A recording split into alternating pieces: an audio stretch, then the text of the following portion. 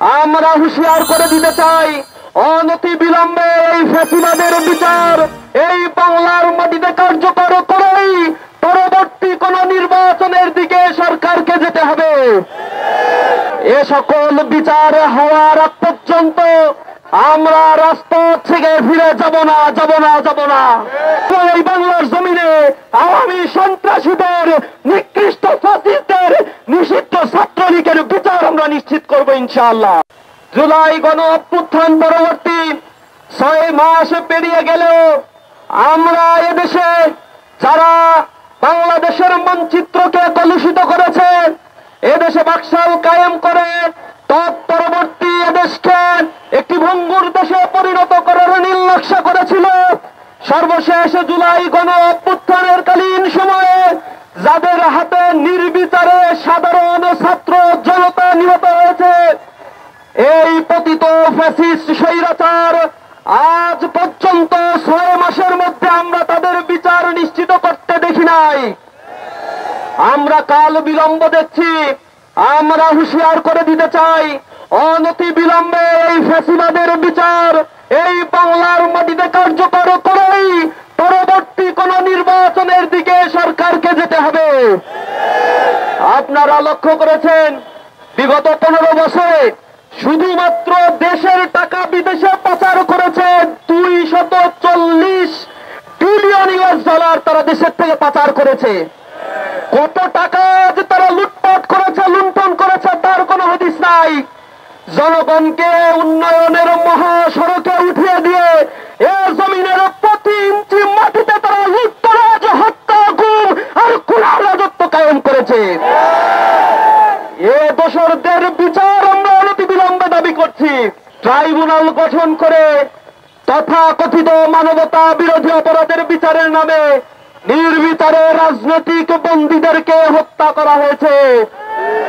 এ সকল বিচার হওয়ার আগ পর্যন্ত আমরা রাজপথ থেকে ফিরে যাব না।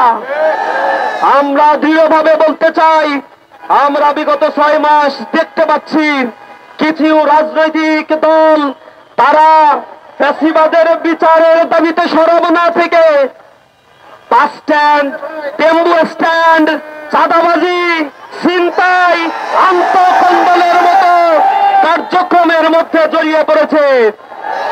এ জাতির মধ্যে ঐক্যের বদলে তারা ফাটল ধরানোর চেষ্টা করছে। আমরা এ জাতিকে ঐক্যবদ্ধভাবে সুন্দর একটি বাংলাদেশ বিনির্মাণ করার জন্য আহ্বান জানাচ্ছি। রাজনৈতিক নেতাদের যদি সুবুদ্ধি উদয় না হয় তাহলে আর একটি গণঅভ্যুত্থানের জন্য প্রস্তুতি নাও। সরকারকে আহ্বান জানাই, আপনারা সময় ক্ষেপণ করবেন না। আপনাদেরকে এখানে বসানো হয়েছে এ ছাত্র জনতার গণহত্যার বিচার নিশ্চিত করার জন্য। আমরা দেখেছি এখনো পর্যন্ত যারা আহত, পঙ্গুত্ব বরণ করেছে, তাদের চিকিৎসা সেবা এখনো নিশ্চিত করা হয় নাই। আমরা আহাজারি শুনতে পাচ্ছি মায়েদের, যাদের দেখে আমরা দেখতে পাচ্ছি যে তারা অর্থের কারণে কান্নাকাটি করছে। তাদের সন্তান মারা গিয়েছে, তাদের প্রতিশ্রুতি দেওয়া হয়েছিল, কিন্তু প্রতিশ্রুতি দেওয়া অর্থ তারা এখনো পর্যন্ত হাতে পায়নি।